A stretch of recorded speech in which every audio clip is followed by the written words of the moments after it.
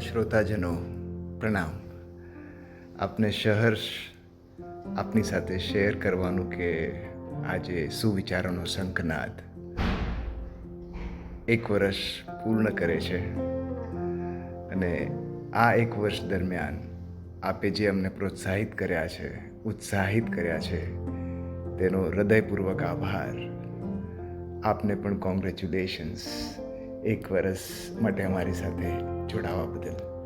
આશા રાખીએ કે આપની અપેક્ષા અનુસાર અમે સુવિચારો પ્રસ્તુત કરતા રહીએ. આજે આપની સાથે વાત કરતા પહેલા થોડું આયોજન કર્યું. અરે ભાઈ, વાત કરવાની છે, એમાં આયોજન શું? વાત કરવી છે તો એનું રેકોર્ડિંગ પણ બરોબર થવું જોઈએ, આજુબાજુ અવાજ પણ નહીં આવવા જોઈએ, વગેરે વગેરે. આયોજન એ અત્યંત ઇમ્પોર્ટન્ટ વસ્તુ છે. સુખી જીવનનો નકશો છે.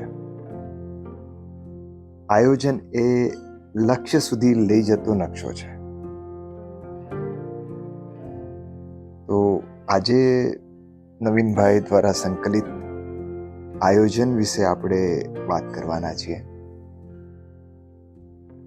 અને સાથે સાથે એ પણ કહી દઉં કે આગામી નજરાણું સુવિચારોની દીવાદાંડી રૂપે આપની સમક્ષ પ્રસ્તુત થવાનું છે. એનું આયોજન અત્યારે કરી રહ્યા છીએ. આયોજન લગભગ એક અવિભાજ્ય અંગ જીવનનું હોવું જોઈએ. એક નાનકડી વાત ગુરુદેવ પાસેથી સાંભળેલી અહીંયા સ્થાને લાગે છે. ધીરુભાઈ અંબાણી એક વખત ગુરુદેવ સાથે બેઠા હતા અને ગુરુદેવે બહુ વિચિત્ર કહી શકાય એવો પ્રશ્ન કર્યો કે તમે તમારી ફેક્ટરી અમદાવાદ વગેરેમાં છે, ત્યાં જાઓ ખરા?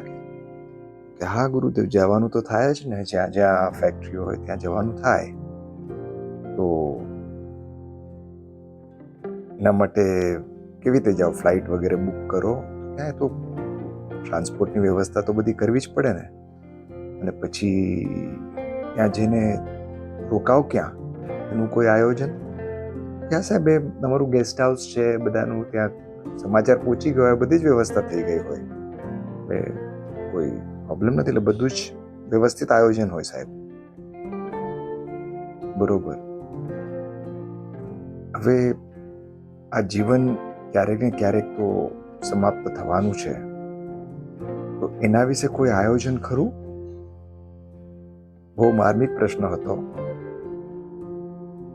ને પછી તો બહુ લાંબી ચર્ચા થઈ ગુરુદેવ સાથે ધીરુભાઈ અંબાણીની. કેરિયર હોય કે જીવન, આયોજન અત્યંત જરૂરી વસ્તુ છે. આયોજન વિનાનું જીવન વ્યર્થ જાય છે. આયોજન એટલે પ્લાનિંગ અને આયોજન એટલે સક્સેસનું ક્લોનિંગ. આયોજન એટલે તમારા જ માટે તમે બિછાવેલી લાલ જાજમ. અને આયોજન સફળતાનું સત્યમ, શિવમ અને સુંદરમ. આપણું જીવન એ ઈશ્વરનું આયોજન છે.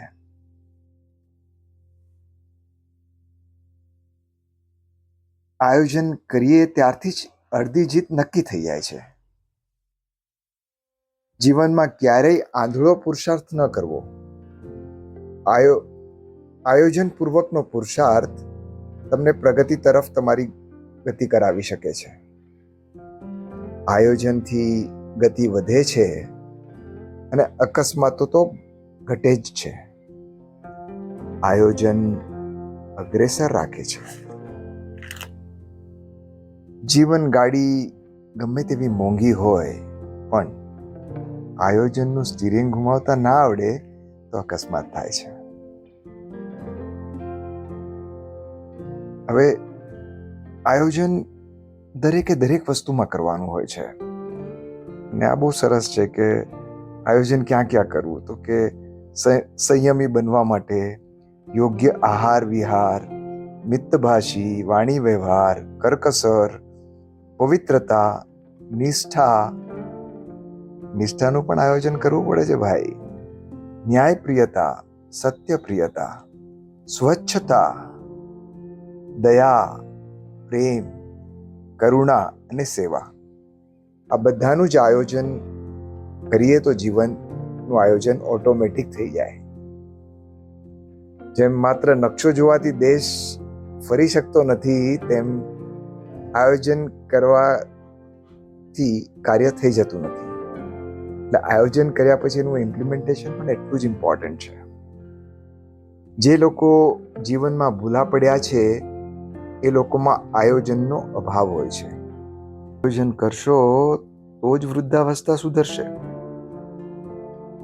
ટૂંકા ગાળાના આયોજનો એ લાંબા ગાળાના આયોજનોની સીડી હોય છે. નકશા વગર નિર્જીવ મકાન પણ નથી ઊભું થતું, તો આયોજન વિના જીવન કેવી રીતે ઊભું થાય? તો બસ આજના દિવસે આયોજન તરફ ધ્યાન આપીએ અને એ આયોજનને સક્સેસફુલી ઇમ્પ્લિમેન્ટ કરવા ઉપર લક્ષ્ય કેન્દ્રિત કરીએ. આપનું જીવન, આપનું કેરિયર પ્લાનિંગ વાળું સુંદર સુઘડ બને, એ જ મનોકામના, મંગલ કામના સાથે નાસિકથી અમિતના જય જિનેન્દ્ર.